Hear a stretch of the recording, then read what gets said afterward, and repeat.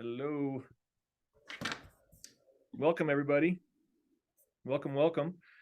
We're going to just give another minute for everyone to show up. Man, Trent, thanks for being here. Matt, Blake, good to see you, bud. It's been a while. Colin, thanks for being here. This is going to be really fun. I'm super excited. I'm not going to get into introductions yet, but I'm excited for this one. This is going to be a good time, especially with some of the folks already on the line here. Scott, good to see you. Ryan, good to see you, bud. Oh, how's everyone feeling? Good from the weekend? All refreshed? Ready to rock and roll. Excited for today's event. Yeah, right on. Feeling great.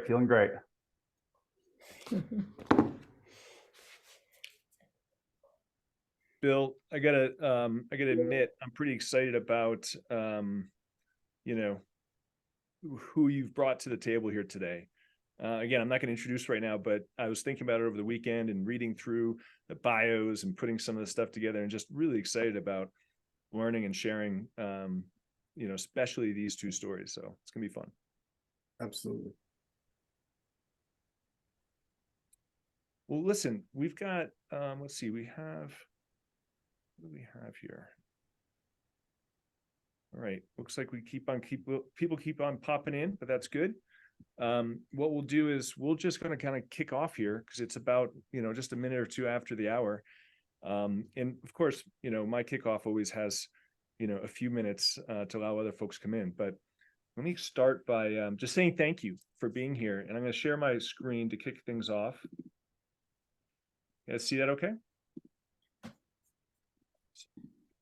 So welcome. We are super happy you're here. And just to make sure you're in the right spot, this is the Design Your Legacy series. And I'm super grateful that my co-host has joined me, Bill Stark. He's the president of Cognition Foundry. And he's brought in two additional guests, Taylor and Mel, who I'm going to let him introduce later on. But I couldn't be more excited for, what we have in store here. And the other piece of this I just want to highlight early on is that this is a series. So we're going to have this virtual event. We'll have another virtual event. And then we're going to have a summit for those where if this connects, we're going to actually have an in-person summit, 2 or 3 day summit in February. So we'll give you more details about that in the middle and the end, but really excited about kicking this off today with you all. So I'm JP O'Brien. My mom called me Jean-Paul. So if I'm in trouble, you can call me that. Black Lab, just to introduce Black Lab first for those who are new to it, is really all about investing and building these future companies that are focused on propelling humanity forward. Very mission-based, very impact-based, but also very, focused on exponential technologies and specifically on exponential growth of those technologies. So that's how we're coming together. Bill is going to introduce himself a little bit, but before I do, I want to ask the question to the team here. Does anybody know what the beginner's mind is? Yeah? Taylor, I see you raising your thumb. What's your definition? Just give me a brief definition of how that comes for you. For me, that comes set as like coming to something with a blank canvas, but full of possibility, where I always go back to my happiness is an attachment. Happiness is letting go of the attachment of the outcome. And so being open to the journey versus the destination. Yeah, amazing. And this is one of the books, if you haven't gotten this book, I highly recommend it, Zen Mind, Beginner's Mind.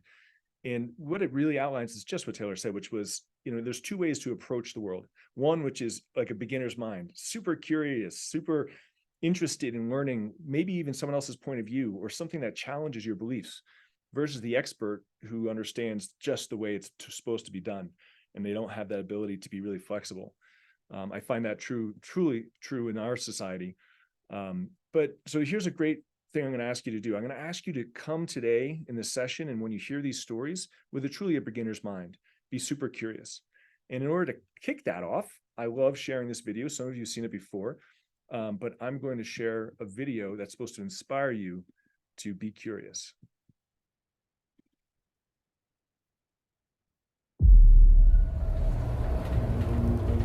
What we're looking for is how everything works.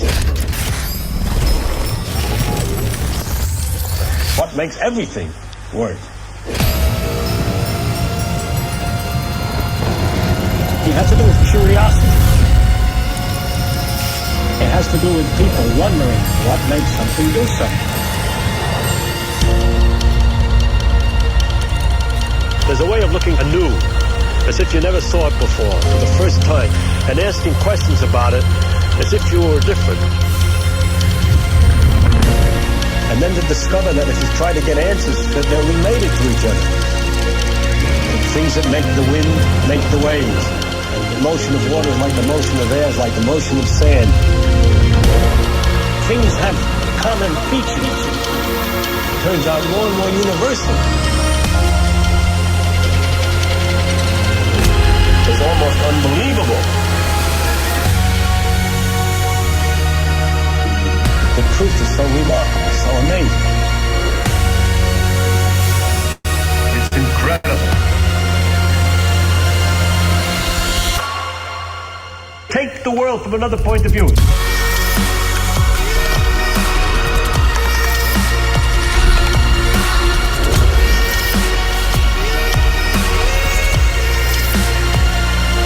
Curiosity as to who we are, what we are.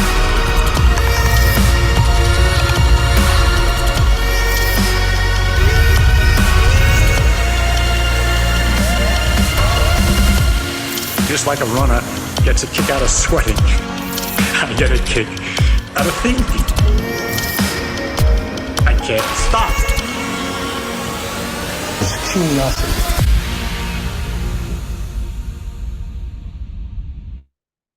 Awesome. So hopefully that got your energy up and your juices going.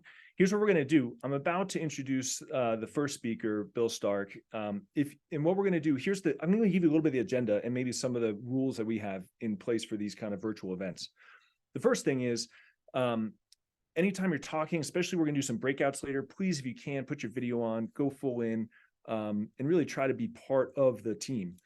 You're going to see it we're going to play this, we're going to have you go into some breakout. We're going to have you learn some and hear some stories and some journeys, another breakout. And we're hoping is at the end of this, you really are inspired and activated to leverage some of these best practices. So with that, I'm going to introduce Bill Stark. Bill, who, by the way, has been a really good friend of mine for, Bill, I don't know how many, 15 years or so? Yeah. It's been a long time. We met, and Bill has been not just a friend, but a good partner in some other business endeavors. But the idea of going after something that's really purpose-based and mission-based is kind of the theme of our conversation today. And Bill's been through that story. Bill, would you just tell us a little bit of that? Sure. So 7-8 years ago, I was working at IBM. I was into my third decade. So I'd been over 20 years at IBM. And I was coaching. That's how JP and I met. I was coaching my kids' football team and volunteering, and really slowly wilting, just kind of going through the motions at work and trying to live on the weekends. And I hit a point where I remember I sent up a very simple prayer. I just said, "Revive me." And next thing you know, I meet a really amazing person who's now a dear friend of mine. His name is David Katz. He's the founder of Plastic Bank, and Plastic Bank is the company that Taylor's with, and she'll be talking a little bit more about them later. But I met Plastic Bank through an IBM business partner. So I'm a product marketer at IBM, and this business partner brings this company to me, and I hear the business model, and I'm a little confused because I'm like, wait. So I'm talking to David Katz, and he's explaining what Plastic Bank does to me, and what they do is they really address ocean plastic and extreme poverty with like a combined solution. So I was trying to process this, and I said, wait, so David, your job is saving the ocean and helping poor people? Like, that's what you do for a living? And he said, yeah. And I said, well, I want your freaking job. And then he looked at me and said, well, what's stopping you? And I was like, well, hold on. I've got 4 kids and a mortgage, and I've got these. And he said, I have 3 kids, and my middle child has Down syndrome. And so then I was like out of excuses. I was like, okay, this guy has got, the same, if not more, financial challenges that I have. Yet somehow he found a way to have purpose be first in his life, and then he's providing for his family. So that just kind of told me that, there was a possibility, but I didn't know where to start. So I actually came and met with JP, and JP challenged me to really look inside, to focus on uncovering my core purpose, on discovering my core purpose. So I did the work, read the books, and and took the time and did the introspection, and I really came up with the fact that my core purpose is to encourage, empower, and equip people.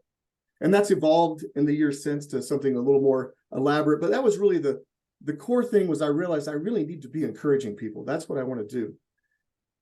What I found was, once I focused on purpose, it actually inoculated me to know. What I mean by that is, I can tell you a story. I had an app idea. So I'm still at IBM, but I'm trying to figure out how to have a life of purpose. So I thought maybe it's this cool app, and this app, turns out, was probably more of a set of features for, as part of a bigger app. But I managed to get a meeting with the CEO and founder of a startup who had millions of customers, and it was an app startup, a technology startup, and they had millions of dollars of VC.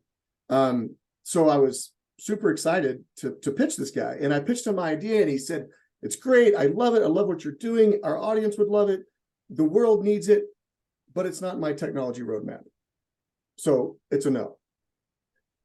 So I had been like simultaneously affirmed and rejected. It was kind of a weird thing, and I think that should have been like devastating, and I think it would have been devastating, except that it was liberating. And so I had to really think about, why do I feel amazing after being told no like this? And what I discovered was the power of purpose in that moment, because even though that business idea was a dead end, I was still focused on my purpose, so I could just move to the next idea.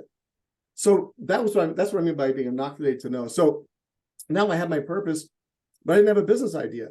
So I went through like more than a dozen ideas, but always focusing on my core purpose first.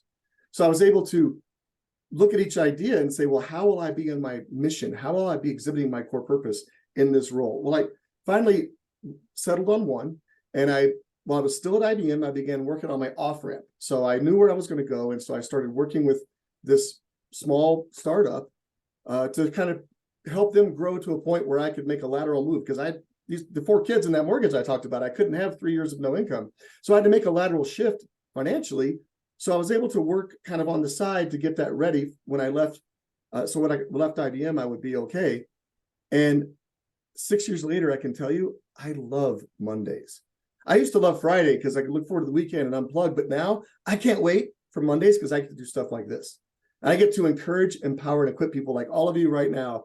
And now that I'm switched on and on mission, it's not work anymore. It's just purpose. So that's how it went for me, JP. What a great story. Thanks, Bill. And Bill, I'm going to have you introduce Taylor and Mel a little bit later, but I think what we want to do is jump into our first, active work here. So I'm going to have everybody doing a little bit of something here. This is not just listening. We want you to be active in this. And so the first exercise is going to be about really thinking about that question. I get this question all the time, like Bill had, which is like, how do you discover your purpose? If I don't have one, if I haven't fully defined what that is, how do I go about even thinking about it? And so this very simple couple-minute exercise we want to walk you through. So, by the way, if you don't mind, put the link to the workbook in the chat. So if people want to download that, they can. All these slides are in that workbook, so you'll have them.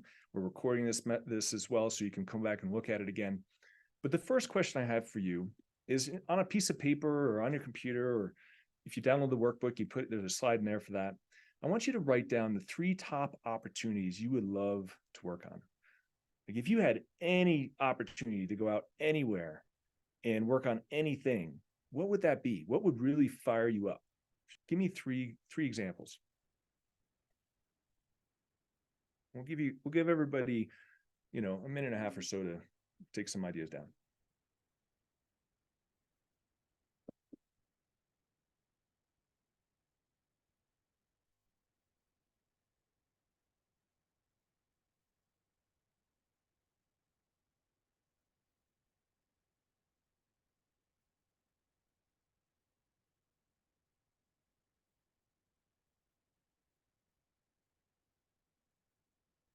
Is it a certain sector? Is it about healthcare or education or energy, or is it tech? Is it building products? Is it a certain area? Is it a different continent?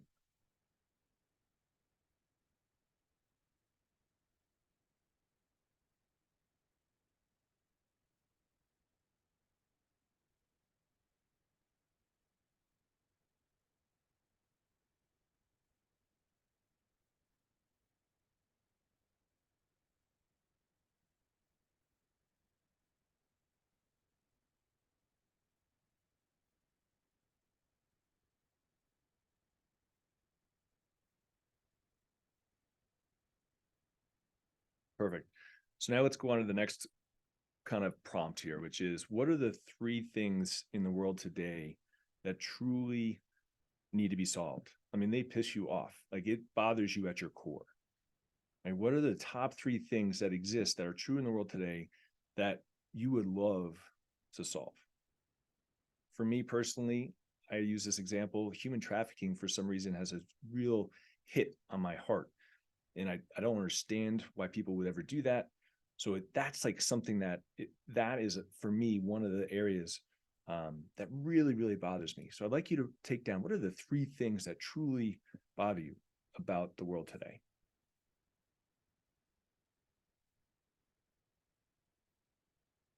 Another minute or so.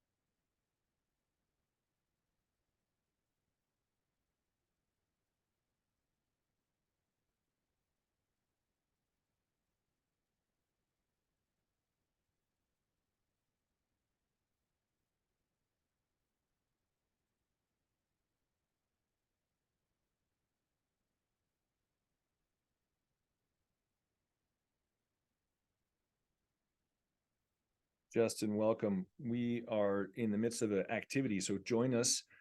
This is the prompt you can see on screen.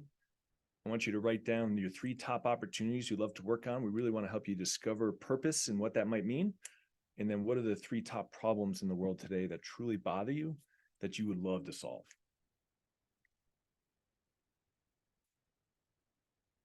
Okay. So here's what we're about to do. We're going to use the power of Zoom, and we're going to blast you out into some breakout rooms. Now, this is very important. For those of you who are not on video, this is a good time to come on video to make sure it works. We all want to be participating. You're going to be in groups of 3, and there needs to be a moderator or facilitator in each group. So what I'd like you to do is, whoever has the next birthday, whoever's birthday is next, that's going to be the moderator. So Matt, if your birthday's in, middle of December, you would December be December 31st. There you go. Exactly. So that's how we're going to. So you're going to say hello to folks. You're going to pick the moderator. That person's job is to make sure that everyone gets 3 minutes. 3 times 3 is 9. We have a little buffer one that gives us 10 minutes. If we do that well, everyone gets to really talk about it. So what's the conversation? The conversation is this: what is your core purpose? Or if you don't have that, what was on your list? Is there a certain word or theme that you underlined or highlighted? What's the thing that's really popping up for you? And why? Why is that? Why do you think that is so important to you? So that's the assignment. We're going to shoot you out into wonderful breakout rooms. Emily, are we ready for that? Here's what we're going to do. Emily's going to pop up the questions again, so just in case you forget them, and then we'll kind of hit you up and tell you when the time's expiring. All right. Be full send. We'll talk to you soon. See you in about 10 minutes.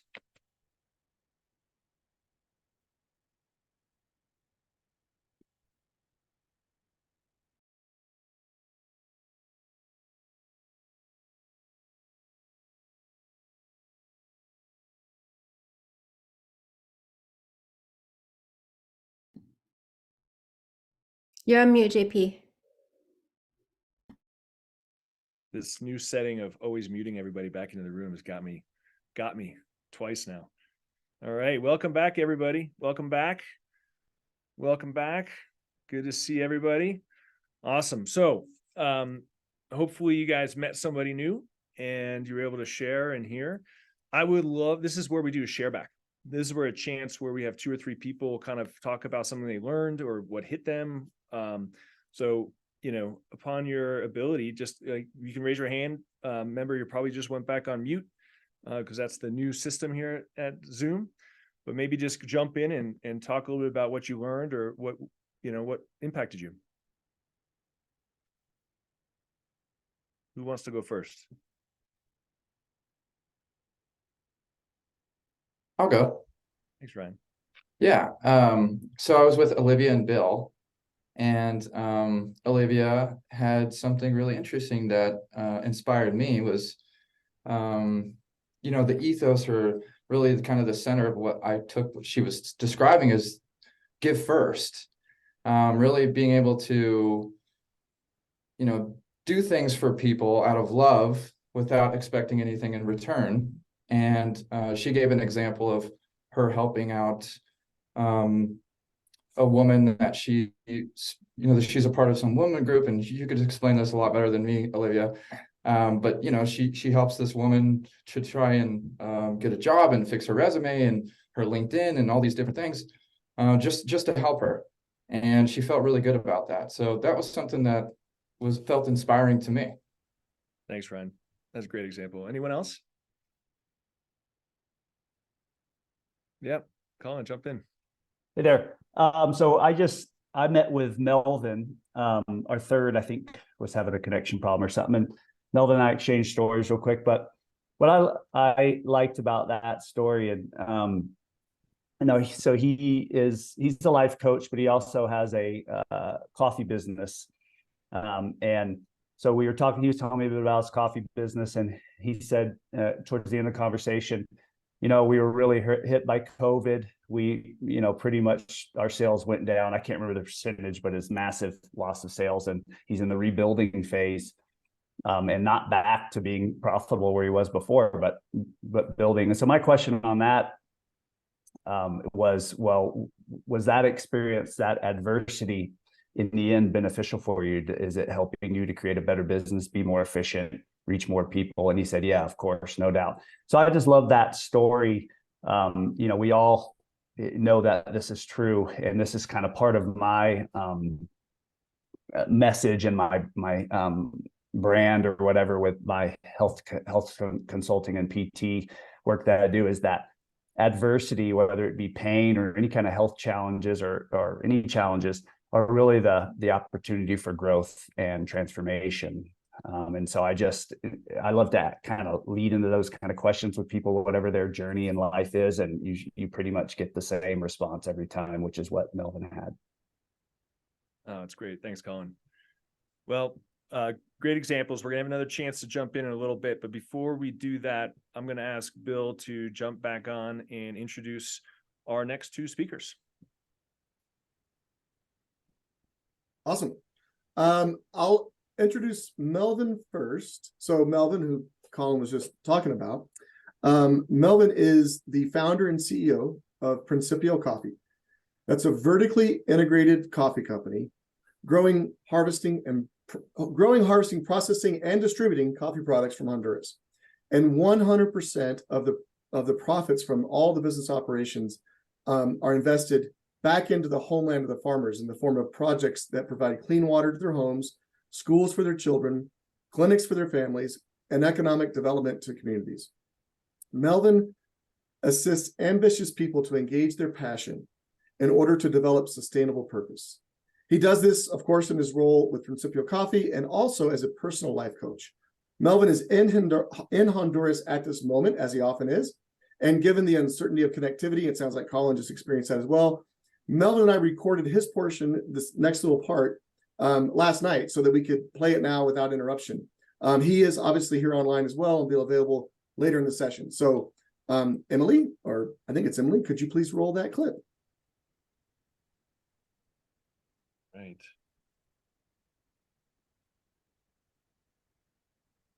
JP, I think you have it. I know, I'm trying to get it there. Hold on. Okay.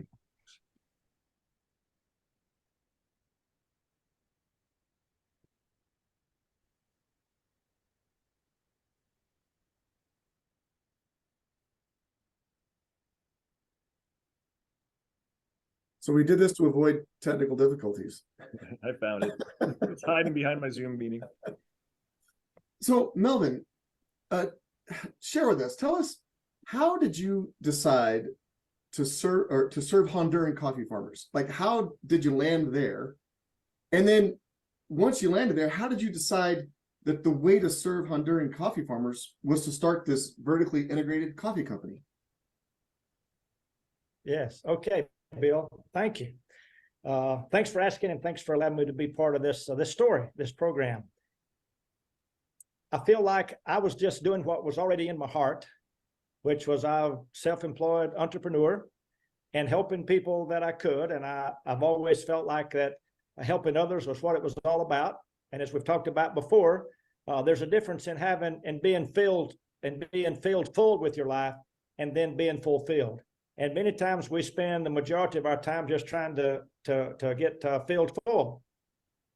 But in so doing, I was also looking for a way that I could be fulfilled. And so the opportunity was just there. I just would like to encourage people to trust the journey. Just where you're going, just look at what's in front of you. And so as that came along, as a construction company owner in Louisiana, after Hurricanes Rita and Katrina, I had 60 Hispanic workers. 5 were siblings from Honduras. They told me about their life and their family in Honduras, and I got interested, and they invited me down. And so I went in 2008. I was 55 years old at the time. And I had a full life, but I really hadn't been fulfilled. It hadn't been fulfilled. And so as I went there, I was just using this guideline of find somewhere that I could make a difference that no one else was making, and then stay there until those people could make a difference. Right, so that's the 2 steps. And so as I went there in 2008, I saw that they grew coffee, and I was just trying to figure out how we could help them. I asked several people in the area, who are the most trusted people, who are the most respected people here. I got about 5 names. I went to those 5 people and I said, what is in your heart to do for your people here? And the 3 people that gave me the most distinct and passionate answer, I partnered with them. And everything that I've done in Honduras in the last 15 years has been an outgrowth of that question to them. So instead of going to them and saying, hey, this is my dream, I come down here to fulfill my life, and this is what I'm going to do for you, I started by asking them what was in their heart to do for their people, and then I could partner with them. And that way I didn't have to keep them excited about the vision because it was theirs. And so they were already, they had already bought in because it was theirs. I didn't have to get them to take ownership. It was already theirs. And too many times we in the developed world, we go somewhere with what I call solution bias. We go there thinking that we have the solution before we even hear what their problem is. And we go there with our vision, and we try to recruit them to help us fulfill our vision. Well, instead, I went there to find out what their vision was, and then to partner with them for their life to be fulfilled. And so I asked them about coffee. They said, no, they were fine. I found out later an American had been there about 2 years prior and had defrauded the entire area of farmers out of a harvest of coffee. So they weren't interested in an American helping with coffee. So, but I went back to that area several times a year for 6 years, helping with schools and with clinics and first aid classes, water filters. After 6 years, I never mentioned coffee again. They came to me, the coffee growers did, and said, hey, if you want to talk about coffee, we'll sit down and talk. So that was the opening of it. And now just a little secret here about all this is that I'm not a coffee drinker. And so I had never tasted their coffee. And I had never had a full cup of coffee in my life. I mean, all the coffee I'd had, if you put it all together, it wouldn't be a full cup of coffee. So it wasn't like, hey, I've got this great passion about coffee. No, I just had this great passion about helping people, and that's what they wanted help with. So what was it that was on their heart to do for their community that Principio now, through its generation of profits, helps them do? Okay. One person was a coffee farmer, and he wanted some help, but he didn't really enlist my help for a coffee to help him just in his infrastructure. I helped him with roads, for example. I worked up some volunteers there, and with pinch bars and shovels and picks, we improved the road to get to his coffee finca. So I helped him in that way, even though he didn't want any direct help. So he was a coffee farmer, and he wanted to be able to, get his coffee to market and in a better way. And another lady was a school teacher, and she wanted a school because she had been writing in the dirt with a stick under a shade tree for a couple of years, and she needed a school building, and she needed books. So I helped her. Then another gentleman wanted some type of health center for his people, not just a clinic, but a health center, something that could train them and educate them about health. And so I partnered with him. So it was important for you to start Principio Coffee because it wasn't, you already knew better than to not just bring hungry people a bunch of fish, that, they needed to be able to provide for themselves. What we call old Chinese proverb. Yeah, so I'll say the first two and then add the third one that I've learned here in Honduras. By the way, I'm in Honduras right now. So I'm doing the stuff. And so give a man a fish, you feed him for a day. Teach a man to fish, you feed him for a lifetime. But if you will invest in his business and buy his product, you can help him change his community for generations. So we invested in his business, and I raised money to get better processing stations. And I raised money to have his coffee tested and professionally cupped so they could know. And they found out that the coffee they had was in the top 10% of the world's quality coffee. Fantastic. And they never had known that. Well, yeah, And, the key sounds like, though, that, in that situation, it was access to markets. It was not just teaching a man to fish. It was making sure he had a place to sell those fish so that he could reinvest in his own community. That's a beautiful outcome. And we invested in his business by processing stations. This is fantastic, Melvin. I've got to wrap us up for now, but there's so much more to this story. I know you've already shared with me. We will be coming back to you in future sessions for more. Thank you so much for your participation in this. Thank you, Bill, for that interview. That's kind of surreal watching myself on camera like that. Thanks, Melvin. That's awesome. And I invite you guys to kind of let that sink in for a second. Thinking about how Melvin, identified and then empathized with and spent time with and invested a group of people that whom he wanted to serve. Our next speaker, Taylor Cannizzaro. Trying Taylor, my Italian's not that good.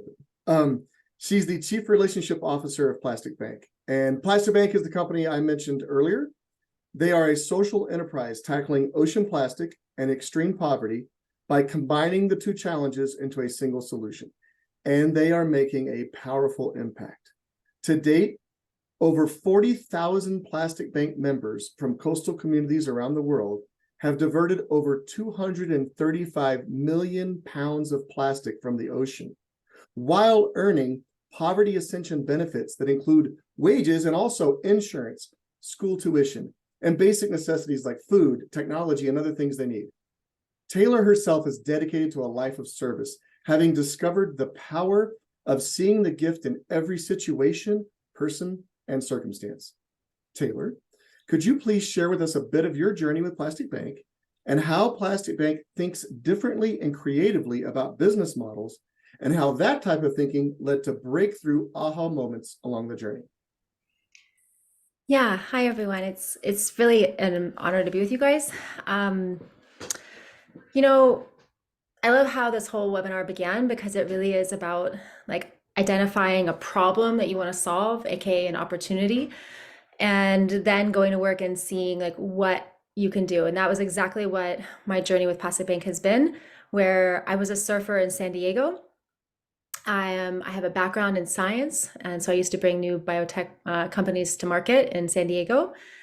And in surfing, a piece of plastic floated by, and it literally was I tucked it in my wetsuit, and I sat that back and I thought about how if the plastic that's in the ocean photodegrades and kills all of the animal life, we lose our food supply, and we also lose our oxygen supply. And that was actually a bigger issue than cancer. And how do I get involved in that? And what does that look like? And so that's where my journey with plastic pollution began. That was about 10 years ago. And I just started getting more and more involved locally in San Diego until I met, similar to you, Bill, David Katz, who had also addressed the same question about the same time, ironically, but did his journey differently. And what I want to point out here is when you identify a problem or an opportunity that you want to solve, and you start really scratching the surface at like, what is it that's causing this problem to be here? You start to really recognize the root cause of something, and that sometimes what you're so upset about and what you're seeing in the world is actually a symptom of it. And in the case of ocean plastic, when you scratch the surface of that, you recognize that human poverty is actually the source of ocean plastic. So the plastic you and I are using in Denver, Colorado, or wherever you're calling in from today, we're landfilling it. And that's a big problem in and of itself. But the ocean plastic that we're seeing, with the ocean spit up and, litter our beaches, that's just a fraction of what's in the ocean, right? That's coming from extreme poverty, where there's no waste management. There's no way to, bring it. So how to think differently and really like, okay, so if I want to stop ocean plastic, I have to first stop poverty. And if I want to stop poverty, well, how do I do that? And so the big aha moment for David and Plastic Bank and all of us, which I've been with my husband, actually married the founder for 5 years. He started the company 10 years ago, was, okay, what is the whole value chain of it, right? What is happening with business? What is happening with people in poverty? What's happening with the plastic in the ocean? And what are the dynamics between all of the pieces in this equation? And then follow the money, right? Something that Bill and I talk about. It's like, where's the revenue in this equation? And so recognizing that we're not going to pay the government's not going to pay for the people living in poverty to fix this problem.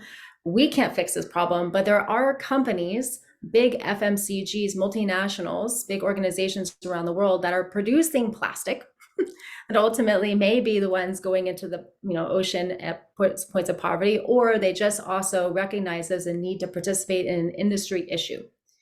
And so when David had this idea in 2013, I was recognizing that you actually had to put all the players together in one sandbox and figure out what is the relationship and where is the win-win-win for every person. So the collection member, the person living in poverty, the ocean itself, Plastic Bank, as well as, the partners that we then go to and say, hey, we want you to participate with us in funding projects to either use the plastic we collect in your product or packaging or in an offset model. So our customers are actually the ones in the equation that are actually supporting the business of our revenue. So it's really how can you think differently about the problem that you're out to solve, to recognize, and I always go back to the 7 habits of highly effective people, because it's a win-win-win or no deal. In our case situation, the plastic wins again, it gets to live again, right? It goes back into recycling, the circular economy. The collector members are funded for the collection that they do, returning the plastic back to us, and it gets monetized in a way that they can return it back for things they need and can't afford, as well as cash. And then we sell it to big multinationals who incorporate it into their packaging or their goods or product. And then they then can turn around and say, okay, at a retail location or at the point of sale, have that type of engagement to where it drives brand loyalty, fulfills their SDG goals. Now it's government regulated with extended producer responsibility that they must recycle a certain amount in their environment. So regulation is pushing it. So it really is a business model that's regenerative. If I could leave you with that, because it's really about, we don't need climate change. We need business change. We need to create business models that do good in the world and make a profit doing it. So we really need to get together. And I love, what JP and Bill are doing here with everyone, because we need businesses that are going to make a difference in the world, make money, and show that it can be done. Because that's the only way we're going to change things, is if we can make money, do good business, and do good in the world and solve the problems and fix all these things that are happening that we're also frustrated about. So Plastic Bank's a really great model of a regenerative business where it's a social enterprise, we're making money. Our customers that we sell the plastic and the offsets to are making money. The collection communities are also benefiting and making money. And so it becomes this win-win-win, and then we stop ocean plastic at its source. Amen. Preach, woman. Love it. That's good stuff. Yeah. Awesome. Thank you, Melvin and Taylor, both. And to everyone online, I hope that you were inspired by that and maybe challenged to think a little bit differently. JP, I think is going to take it from here, and you'll have an opportunity to, after you absorb that information, to maybe do something with it here in a little bit. Thanks, Bill. So here is what we are going to do next. First of all, let me share my screen again, because we're about to jump into the next activity. But just to hammer home and to give you a visual of what I just heard in what we believe as well, which is you have to know your purpose. And that's why we want that first piece. And this is not going to be a 30-minute discovery session for you if you haven't really dove into that. The second thing is about the people, right? Taylor's talking about purpose. So was Melvin. Melvin was talking about the people, like, who do I want to serve? And then, of course, it's about profit. And Taylor nailed that, which is we have to build these opportunities, organizations, to be sustainable, and not just that, but be attractive for everyone. And the greatest part is that we're living the most incredible time. Like, we have so much opportunity. It's an abundance opportunity to leverage all these things that we want to do. So at the very end of this session, we're going to ask you to do one thing, like pick one thing to do right now. So now that you're inspired and activated, what's the one thing? And here's some examples, kind of lay out. I'll pull this up again later, but we're having another virtual event coming up in January. We're actually having our summit here in person in February. That might be something you commit to. You can schedule a consultation with Bill and his team at Cognition Foundry. You can join the Black Lab X Mastermind. These are just examples, right? Taylor's actually got a new event called Make Your Mark. You can register for her event, and I think that's going to be up and running probably later this week to register. Or Melvin's also offered a 30-minute coaching session. So here's just some examples we want you to think about. So, but we're about to get into our next activity here, and we're going to do another breakout. But I really want you to do is take from what you heard, these two stories, and write down some ideas. So the very first question is, who do you want to serve? I think Melvin was very, very clear. It wasn't about the coffee. It was about the people that he wanted to serve. Who do you want to serve? Take a few notes. Is it people in their 40s and 50s to get better health? Is it youth? Is it youth in Africa? Is there a certain people type, location? Who is it that you really want to serve? Take a note of that.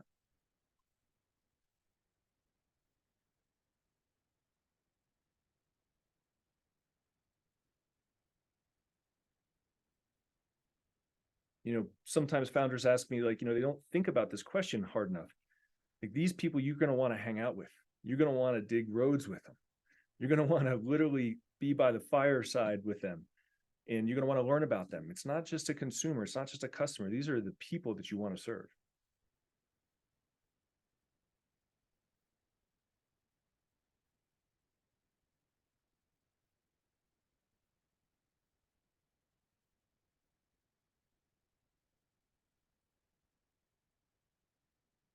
Great. And then the second question really spawns from Taylor's point of view here, or her story in Plastic Bank, is if we're thinking about those people, who else cares about the problem you want to solve? And this may not be as easy to unveil, and this might take some strategy and coaching sessions and some customer discovery, but put down some bullet points if you can. Like, who else might be interested? Taylor was talking about these big CPG companies that are making all the plastic, and they feel like they have a responsibility to enable that whole industry to do better, right? Who else might be interested in serving those same people and solving the problem that really is at the core?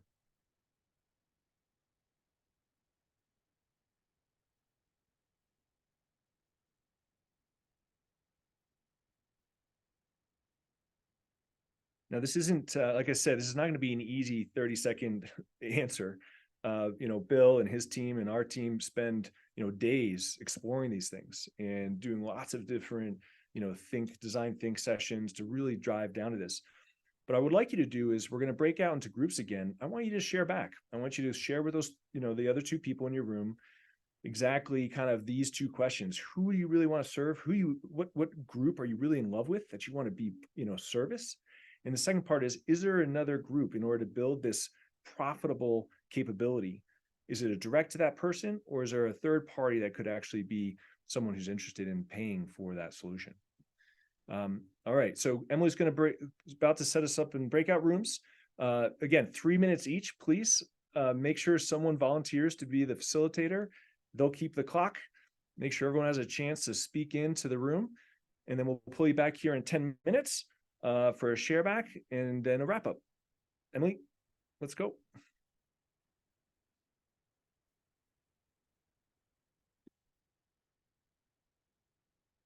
See you soon.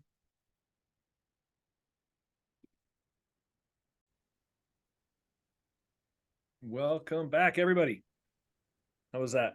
We're cooking Zoom with in. gas over here, JP. I'll tell you what. It's good Say stuff. it again, Bill. I said we're cooking with gas. This is good. Maybe not with COP28 going on, maybe not the right metaphor, but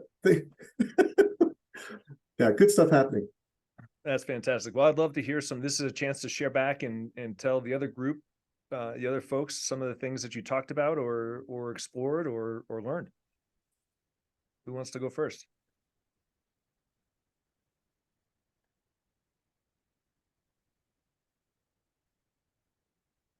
Go ahead, Melvin. Please. Yeah, okay, I will. One of the things from our group there, Colin shared, and it was interesting that as he's in healthcare and what I would call total healthcare, holistic, that every part of our life is affected by all other parts all at the same time. And so it's really to get a solution that really lasts, we need to bring all parts of our life into, bring assets from all parts of our life. But the interesting thing was the question that Bill asked Colin about who else cares about this. And Bill's idea was insurance companies. Well, Colin, he's dealt with insurance companies, and he decided not to even deal with insurance companies. And this is just an observation. I know nothing about his background or what's going on, but I'm just really sensing that sometimes we limit our dream because of our preconceived ideas, and we feel like that we want to see our dream accomplished, but we only want to do it a certain way. And so my observation there is that many times the very people or entities that we may not want to deal with may be the key to the to the answer. So Colin, how to do that, I have no idea, but I'm sure we can figure it out. I like it. Yeah, great point. Great point. I love it. I'm open to suggestions on it. If you can change how insurance companies think, then please let me know, because I'll join in the forces to do that. Bring the light to the darkness. Colin, hit me up after the webinar. We'll talk. I got some. All right. Okay, cool. Thank you. Trent, how about you? Anything come up for you?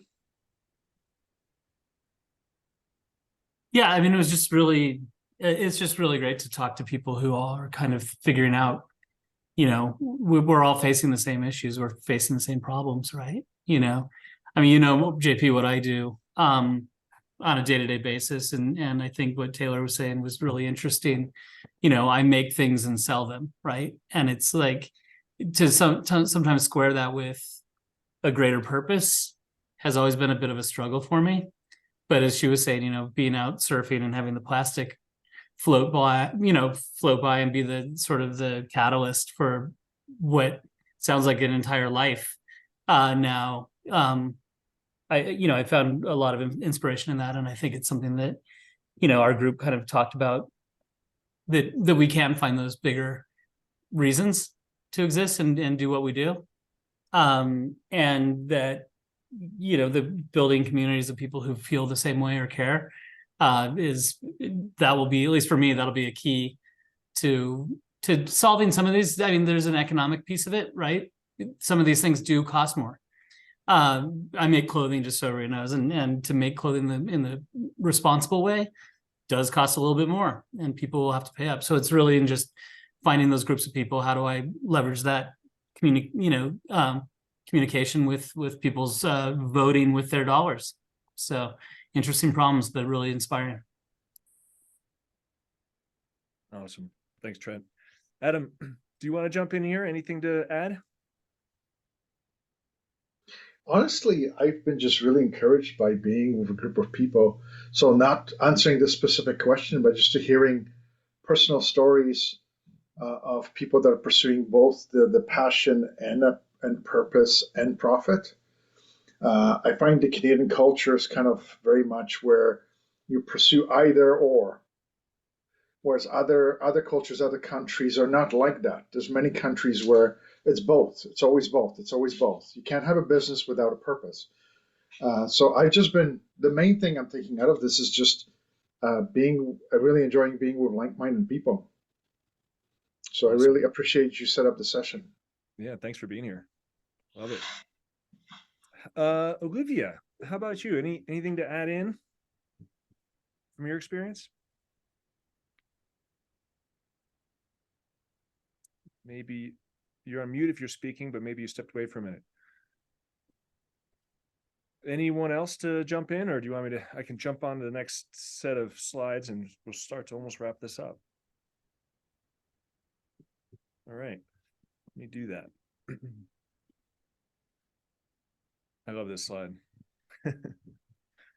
You know, I'm hoping you take today just even some of the stories, the inspiration, and really think about it. The biggest companies that I've ever started have been because of some massive kind of conscious impact, whether it be a medical emergency, whether it be a kind of awakening to core purpose. But I'm hoping that you feel inspired by this. Don't let that go away. You've got the holidays coming up. You know, take some time to really focus in on what's possible. We're going to open it up to conversation. So there'll be questions to Taylor and Melvin and Bill and everyone else if you want to start a conversation. But before we go, I'm asking you to do one more thing. The challenge is this. What's one thing that you'll commit to doing today? Maybe it's calling an investor or a customer or making a call to learn about, like Melvin did, what's really on your heart, customer or potential person I want to be with. Maybe it's one of these 4, 5 things, 6 things on the list. And by the way, these are all in the package you can download and you'll get an email on. So feel free to sign up and join us on these different types of opportunities. This is a QR code. You can go to blacklabx.com/next if you'd like to join in this community more active. This just basically puts you into our database. If you've already done that, we've got you. But you'll learn a lot about all sorts of different opportunities, whether it's physical or mental health, emotional, relational, our mastermind. All those different pieces come from this source. So I'd highly recommend, if you haven't already, or if you don't think you have, sign up so we can actually reach out to you and make sure you're included in everything. Next month, January 9th, from noon to 1:30 again, we're going to have our part 2. And this concept is really around taking some of these ideas and what does it take to go from 0, from an idea, to 1? And what does 1 even mean? And so we're going to really be taking that next step of the journey. Again, really what you're going to want to do is, if you're getting so inspired and you feel like it's applicable, then you can come join us for this 3-day event in February. And we are having an early bird special on that. So it's a $1,200 ticket, but if you sign up before the end of the year, it's only $600. And that covers all your food and everything else while you're here. So really looking forward to launching this and having a really powerful group together. By the way, Bill and Cognition Foundry will be also co-leading that with us. Of course, you can also sign up for a session with Bill. You can sign up for a session with Melvin. These are all in your packet, so I won't go through each of these slides in too much detail, but definitely those are there. And again, just wanted from truly my heart, the people I want to serve are people like you, thinker doers that are really trying to make an impact, build profitable businesses focused on purpose and having impact on people. So thank you for being here. And with that, I just want to open it up. You know, this is, we've got a tight community here. We've finished about 10 minutes early. We actually left these 10 minutes to actually just to have a dialogue. So you don't have to, but if there's anything that's on your mind and on your heart, you'd love to share, or if you'd love to ask a question to Taylor or Melvin or Bill, feel free. Floor is open.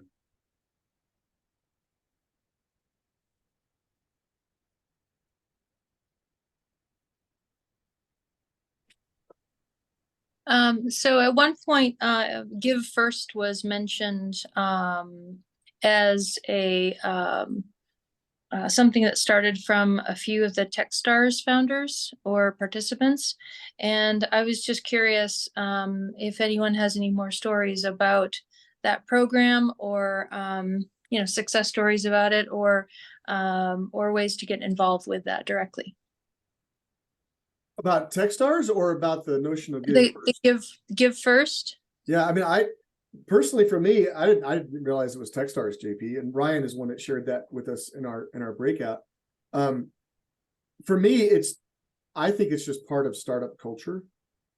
And here's how I understand it, Olivia, that when I meet somebody, it fits my mission perfectly.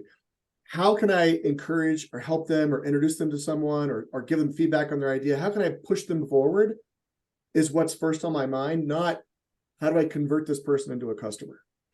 What can I sell them? So the idea is, just don't even think with that lens. Now, when I worked at IBM, if I was going to go on a business trip or whatever, I had to cost justify everything. I had to show what lead, it was a whole different way of thinking, right? Now, in this kind of startup world, it's, let me just help you on your journey, and we'll start with that and build relationship. And then if there's a win-win-win, as Taylor talked about, if there's a way for us to make money together, that will reveal itself. So that's how I live Give First. Yeah, Bill, I'm the same way. I think it's just a great way of starting a relationship, right? Just get to know somebody. Like, listen, Taylor and Melvin, they came in here today and just gave first. We just asked them and they showed up. They're not getting paid. They're not, they're just literally giving first. And I think that's a kind of a key component to that. By the way, I think it actually was originally coined back in like the 1920s and 30s, when the go-getter mentality was being created. Somebody kind of offered the opposite side. What about if you were a go-giver? And that was like the first time this concept of give first started to enter, American, jargon, I believe. And then Techstars picked it up because they recognized how powerful that is. And they said, listen, that's what we're going to build our culture around, is this give first capability. Cool. Great point. And in our conversation, our breakout, Trent brought up something really good, which is, we recognize we all want to make a better world. We're all here today, trying to think about that. How do we build a better future? And sometimes it's just the blood, sweat, and tears is what we can offer. Like, we don't have the idea, but we know we can progress it forward.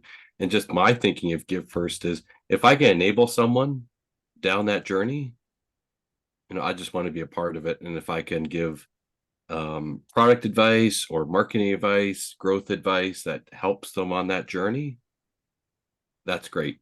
And then to Bill's point, if it comes back where we can do something bigger together, wonderful. But at least if I can help do that, then at least I can fulfill part of my purpose, which is I'm thinking about how do I make my kids' future the best it can be. And by enabling the ecosystem, that vision, that goal can be achieved. And that's how I that's how I think about Give First. How can I help someone else achieve their goal before my own? Yeah, thanks, Scott. Go ahead, Melvin. JP, yeah.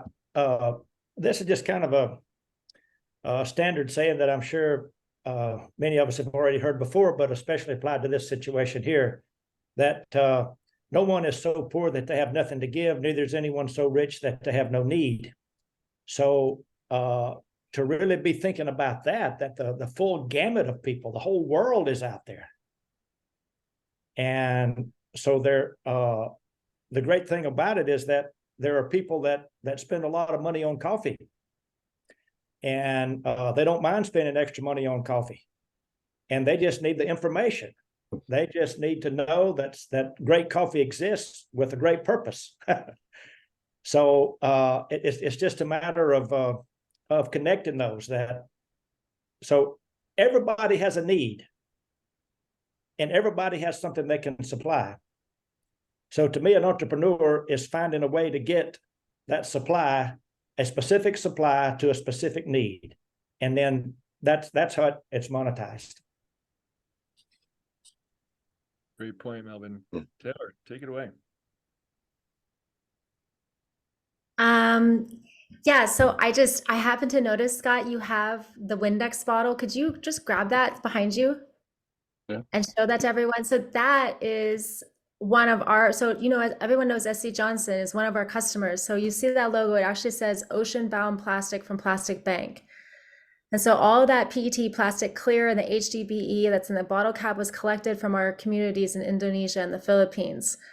And so I want to bring this up as a point of inspiration. Like, who would have thought that when David had the idea of this May the 13th in May the 9th, 2013, 10 years ago, that he would, create this infrastructure, partner with like processors and recyclers in third world countries, like what the biggest multinational companies. I mean, I remember when I started at Plastic Bank and I'm talking to like the CEO of SC Johnson, like what? I'm like, really? Like I'm talking to Fist Johnson, like having lunch with him tomorrow. Like what? Like it was a bit of a breakdown for me because I'm like, who am I? David felt, who am I to do this?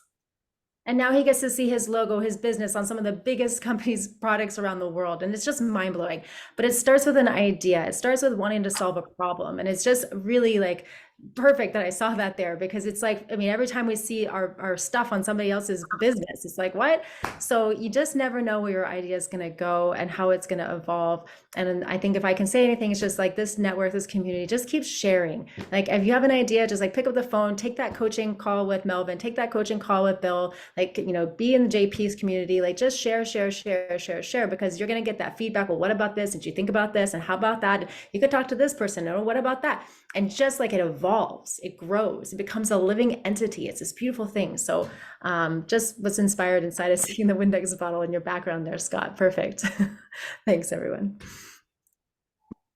Great, thank you. A word that occurred for me listening to everyone speak is intentionality. Taylor, when we talked about the Plastic Bank story and bringing all those different groups together, there was an intentionality to design the pour into the value chain that was being created. It wasn't just, hey, there's all this plastic going in the ocean. If we recycled it, we could make money. Let me go raise $100 million and build a recycling infrastructure to get rich. It was, how do we reveal the value in the plastic and the people living among it? And that was like a life-changing thing when I observed what David did, and have met so many other people now too who are, that you have choices as a founder. You can design your business however you want, but you can be intentional and design the impact you want into your business model. So I think people who are in this Zoom obviously think that way, but I think that's a big part of it, is to design with intention. Thanks, Bill. Emily, we haven't heard from you yet today. What's coming up for you? Well, if I can find the unmute button.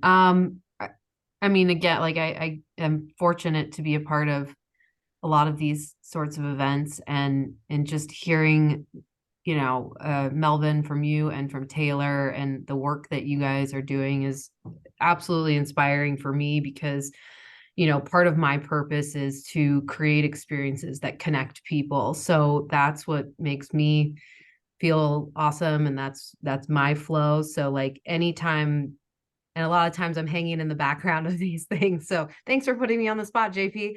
But it's, this is exactly where I want to be. And just, even if it's one offshoot conversation that comes out of this, like that's it for me. So, yeah. Awesome. That's fantastic. Thanks. All right. We're just about wrap it up. Any last comments, Ryan, Matt? I just wanted to say, I'm from San Diego too, Taylor. I don't know if you're from there, but I totally, me out in the waves in La Jolla, or, Black's Beach, you're out there and you look around and there's this thing floating. You're like, is that a shark? No, it's a piece of plastic. So totally see where you're coming from with that problem.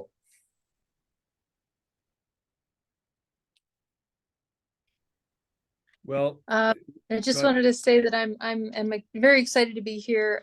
Sorry, I did have to leave for a short time. I had a phone call for work, but back now, and really grateful for the breakout sessions. I'm grateful for people bringing their stories, and I learned a lot. So looking forward to more. Love it. Thank you so much, everybody, for coming and being part of it and going all in. Really appreciate it. I always say the magic's in the room. We can set these things up, but it's really all about you. So thanks for being here. And hopefully we'll see you again soon. Thanks, everyone. Thanks, guys. Great holidays. Thank you.